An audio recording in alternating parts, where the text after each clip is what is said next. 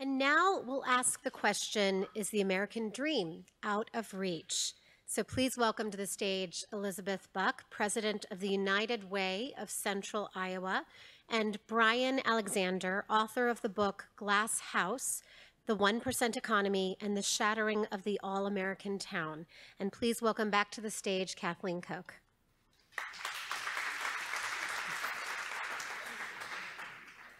So Brian and Elisabeth, before we get started, I'd like to really define what we're talking about. What does the American dream today mean to you? So for us at United Way, we're focusing on making sure that individuals and families have the assets they need to be successful. And our studies have shown here in Central Iowa, it's really at the 250% of poverty level that really makes a family or an individual able to not use any benefits and to start to build assets. So we have been focusing around that level of income that it's necessary and really helping to support individuals to get to that point. What we're finding is that for many of us, we have always thought that the American dream was that if you worked hard, you would become successful and you could buy a home and you could save for college for your kids. That is not necessarily the case in America today. We have one third of our population here in Central Iowa that are struggling, and most of those individuals are working. So they're just not making enough at their jobs, or 2 jobs, 3 jobs, to really support their families and go on to that self-sufficiency and start to build assets. Brian, I'd like you to talk about the American dream by maybe taking us back a little bit to your hometown of Lancaster, Ohio, where when you were growing up, the American dream was alive and well. But you have written this extraordinary book that I highly recommend. As you see, I've read it, a lot of little tabs here. But you really dissect in excruciating detail its decline as a result of these extraordinarily legal, but extraordinary to me that they're legal, but these predatory financial practices that really sucked the lifeblood out of and the jobs out of the town's major employer, Anchor Hawking Glassware. Tell us what happened and what happened to that American dream.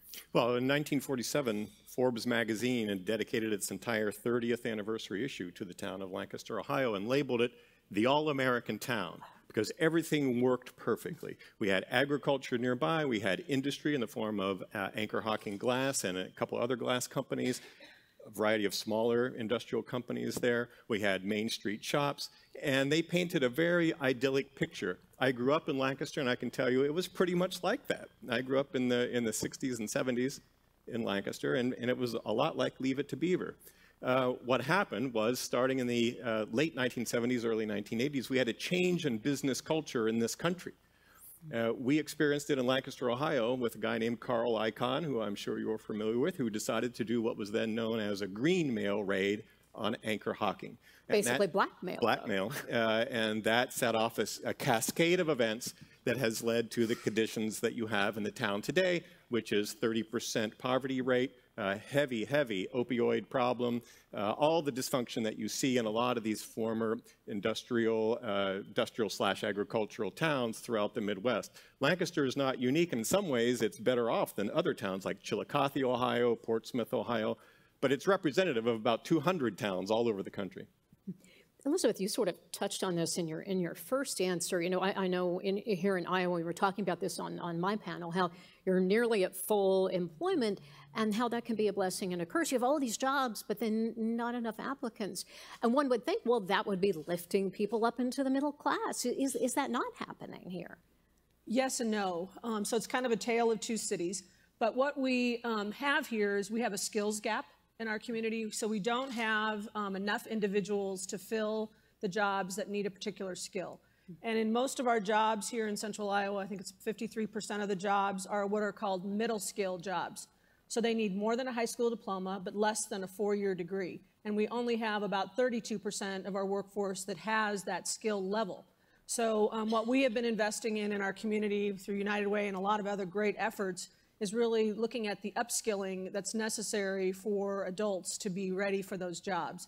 We are fortunate that we're seeing a record level of high school graduation, which is what we've been investing a lot of our efforts around, because We believe that education is the cycle breaker for many families, but we still have about 35,000 Central Iowa adults who don't have a high school diploma. So those individuals are really financially hampered in their job prospects and other ways too. So really figuring out what the jobs are in your community, what are the skills that are necessary for those jobs, and investing in those, because there's nothing more frustrating for someone who really wants to go back to school. They get through their program and then there's no job at the end. So we've been really focusing with our employers to make sure that we are training folks for the jobs that are there. What are the roadblocks in people's path who want to get this training, get the additional education to have those skills? Well, first of all, the biggest roadblock is life. So if you can imagine, if you're a parent and you have small children, you're trying to go back to school, you're working full time, you get a flat tire, you get a health issue that comes up in your family, all these things make it hard to complete your programs. So by giving individuals coaching and counseling to help them to quickly identify when they're at a point that they need help, that really makes all the difference in the world. Brian, I'd like to go back to Lancaster and have you explain to us this financialization that really is bringing the town, excuse me, bringing the town to its knees, and how that is impacting other small cities and towns across the country. And if you would, maybe perhaps read an excerpt from it. Sure, okay, I'll be happy to. Thank you very much. Financialization, by that I mean we have gone from a country that made lots of stuff and provided lots of services to engineering money and moving money around. For decades, politicians, Republicans and Democrats both, and pundits had all been spewing empty platitudes of praise for, quote, the heartland, real America, and small-town values. Then, with shameless hypocrisy, they supported the very policies that helped destroy thriving small towns. Corporate elites said they needed free trade agreements, so they got them.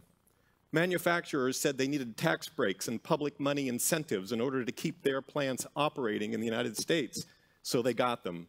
Banks and financiers needed looser regulations, so they got them. Employers said they needed weaker unions or no unions at all, so they got them. Private equity firms said they needed carried interest and secrecy, so they got them. Everybody, including Lancastrians themselves, said they needed lower taxes, so they got them. What did Lancaster and 100 other towns like it get? Job losses, slashed wages, poor civic leadership, social dysfunction, drugs. Having helped wreck small towns, some conservatives were now telling the people in them to pack up and leave. The reality of, quote, real America had become, quote, a negative asset. And you see it in, I know that Wells Fargo is helping to underwrite this, but you see it in the behavior of banks like Wells Fargo. I mean, they kick people out of their homes. It's a scandal. They force people to buy car insurance they didn't need, a scandal. Not to mention the fake bank accounts, a scandal. So people have viewed places like Lancaster and middle class and lower class people, working class people, as resources to be mined, to extract cash out of them. You see it in prisons. A lot of people in Lancaster, Ohio wind up in state prison because they've been either selling drugs or taking drugs, so they go to state prison. Well, there you have private companies that extract cash from them to make phone calls to their relatives at home.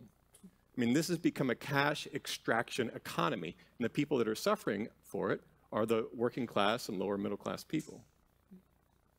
Elisabeth, what do you see as the biggest issues affecting today the growth of the middle class in central Iowa? Is it, I mean, we talked about education. What role does the opioid crisis play in this?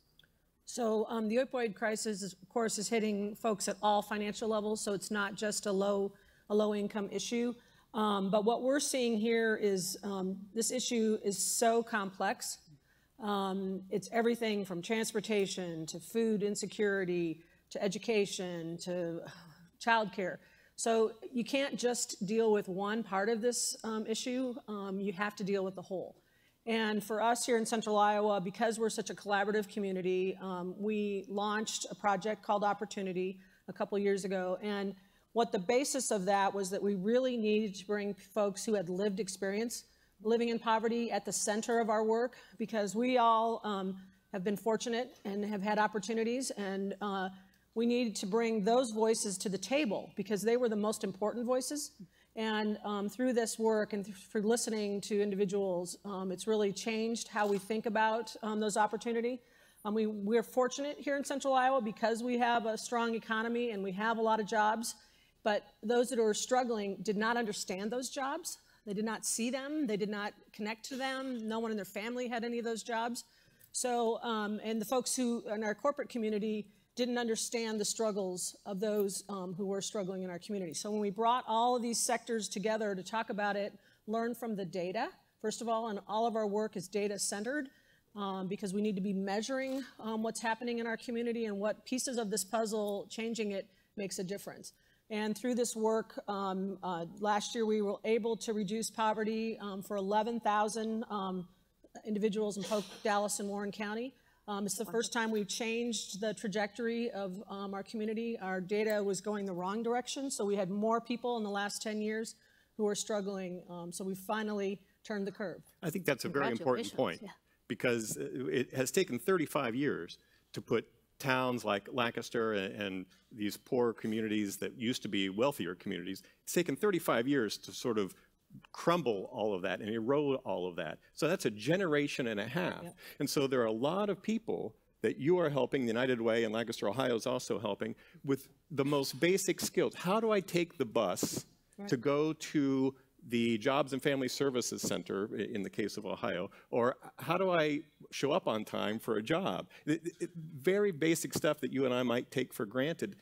We need a total rebuilding of that. It didn't get destroyed overnight and won't be rebuilt overnight.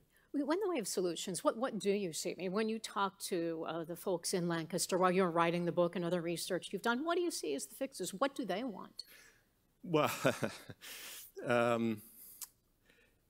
education is really important.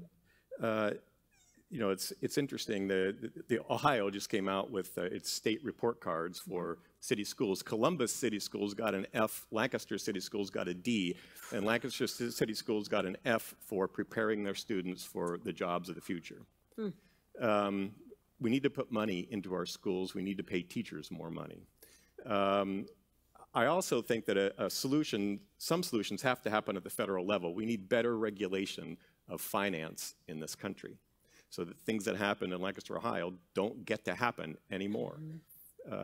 There's leveraged buyouts. Yes, leveraged buyouts. For example, right now in this country, private debt is the highest it has ever been. Sort of debt that's not done by our traditional banks, but by private equity firms, hedge funds, and so on. It's never been higher. So there's this we are very highly leveraged right now, and it's kind of this parallel economy that's going on. If that crashes, we're all going to have another great recession. So some better regulation on the federal level.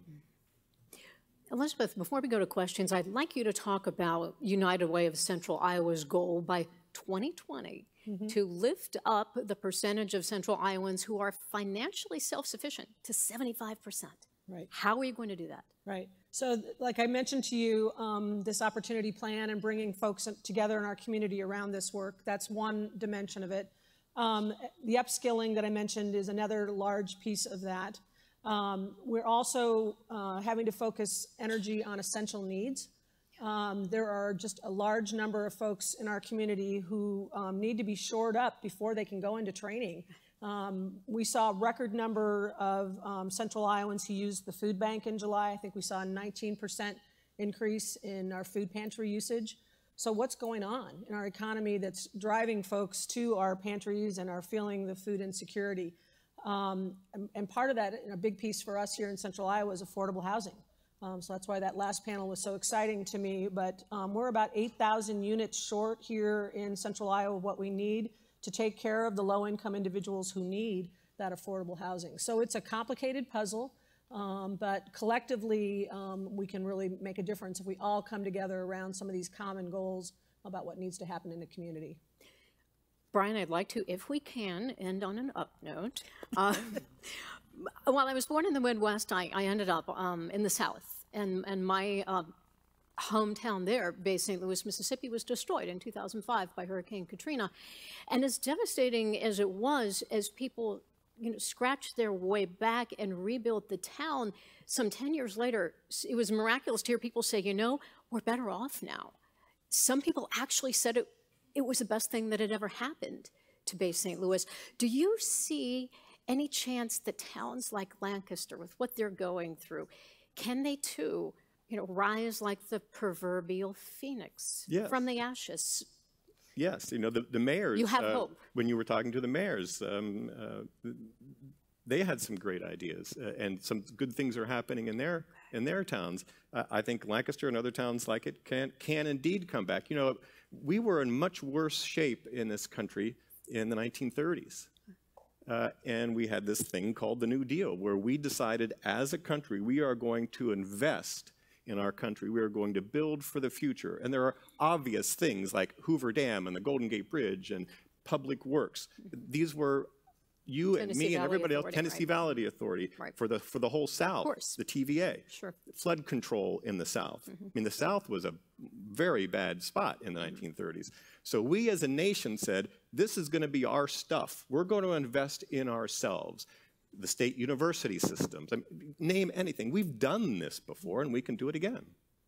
All right, let's go to questions. All right, we have one here.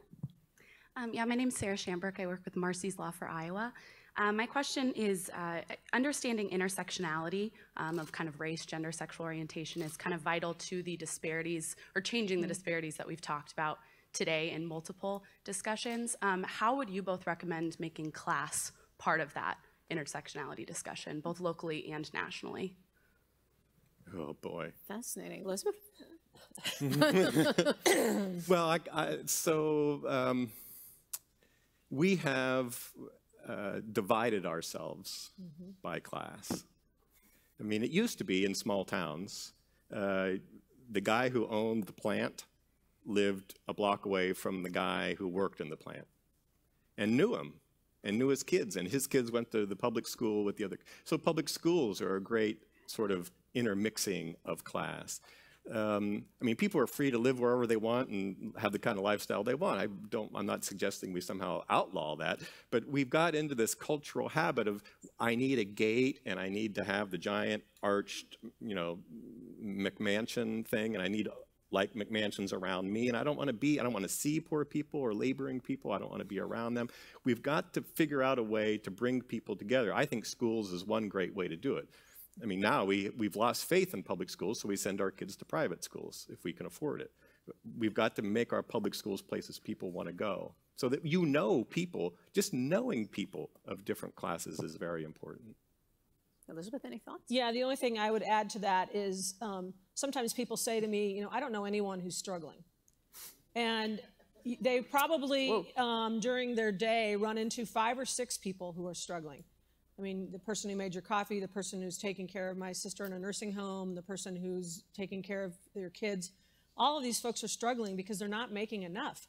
When they have wage levels, that are under $18 or $20 an hour, they're struggling. And we all need to understand that folks are working hard. They have the same dreams. We all have the same dreams. We all have the same hopes for our families. And when you take down those walls and really can understand and listen, it just makes all the difference in the world, because our goals are so similar. When you really want to know what's going on in your town, talk to the United Way people, because it's very easy to overlook poverty and people who are struggling. All right, more questions? Okay, right here. Hi, my name is Mira Yusuf, and I'm with Monsoon Asians and Pacific Islanders in Solidarity, formerly called Monsoon United Asian Women of Iowa. My question is about the American dream, but the American dream in the immigrant sense, right?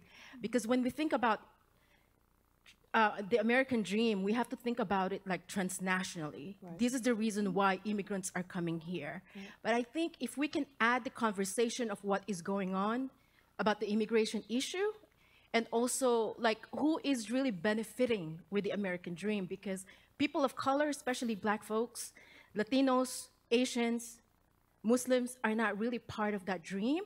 So then how can we like really insert ourselves within that dream when we were really never really been part of it? Fascinating. All right. Yeah. Thank you very much for that. Yeah, thank you for raising that. I think there's just so many places where doors need to be opened for immigrants and refugees and individuals of color all across our country. So just, taking down those walls, as I mentioned before, looking at the opportunities. I mean, I think there's so many flaws in our policies right now. I mean, we have a policy right now that immigrants and refugees only get assistance for 90 days. I mean, who of us, if we were landed in somewhere else, could get on the ground in 90 days? I mean, it's just not realistic. In our opportunity work, we elevated the child care cliff. We have policies in our state and our country that are hampering individuals to be successful. We have working folks who need child care assistance. I mean, child care is very expensive. For many families, it's higher than their rent payments now. And so, we have to be able to assist folks to get through these burdens that they have and to open doors for everyone to be successful. Brian, thoughts on that? Because it's interesting. I know in your book you mentioned that Lancaster was once considered the most lily white city, in the country. Right. Yeah. It was. People still call it the whitest town in America, which can't be true. I know there's got to be some place in Idaho or something. But I would personally like to see some better rhetoric from our national leadership on the issue of race. That might be a little bit helpful because it's very easy to divide people. There's an interesting dynamic that happens in small towns, which is a concern about the outsider. So you'll see like one of the 3 black people that live in Lancaster, Ohio, and he's friends with lots of people, but that's because he's there. Then there's this amorphous other outside, and they're getting all kinds of benefits, but we don't know what those benefits are, and we're suffering here. And so you get this kind of racial tension, but the guy in their town, they know he's fine. So when critics of small towns say, oh, they're all racist in small towns, I say it's a little more nuanced than that. There is certainly racism in small towns, but there is really a kind of great Midwest welcoming aspect once you get to know the guy. He's your neighbor now. He's okay. But there's still this suspicion. And so I would like to see a way to talk about race on a national level that's a little bit less divisive than what we've been hearing lately. Well, I thought it was interesting on the panel that I did earlier that the mayor of St. Paul was talking about how that vast immigrant population, that they have very much welcomed is benefiting. Oh, yeah. The city. Well, there was a documentary on PBS Frontline about Dayton, Ohio, which I thought was very interesting, very much echoes the situation in many towns. And Muslim immigrants have come in and helped become entrepreneurs and rehabbing part of the town. You need immigrants in suffering towns. Mm-hmm. All right, do we have more questions? Let's see. If not, then any closing thoughts? We started out with the American dream. Is it still attainable? What are your hopes for it as we look to the future? I think for us, our hope is through education. Okay. And it can't start just in high school. It has to really start at birth because we're seeing kids who start kindergarten are behind the whole rest of their education time in school. So really early interventions and working with kids through early childhood efforts are so important. Preschool for all day is really where you're going to break the cycle for many kids and many families. Yeah, I agree entirely. Also, infrastructure, roads, bridges, dams, sewer systems, water systems, and so on are very, very important, and also put a lot of people to work. And connecting people with jobs. Also, being willing to be mentors. A very, very quick story. I was in another small town in Ohio that has suffered a great deal up in the northwest corner of the state. And I was speaking to a guy who has a small company, and I said, I hear everywhere that there's more jobs than people, and people just don't want to work. And he said, he used a bad word, I won't say, and he said, that's BS, and all you got to do is pay them a little bit. And so he takes people in and he gives them at least $15 an hour, and he does not drug test them because this is a town that's very much affected by drugs. And pretty soon, usually, not always, usually employees, he trains them, and next thing you know, they're not doing drugs. And they've become good employees because somebody has taken them under their wing. So a lot more mentorship and apprenticeship by companies who can take somebody who maybe isn't the best educated, but can be trained within your company to become a good employee. Thank you. Elisabeth, Brian. Thank you. Thank you all for your questions.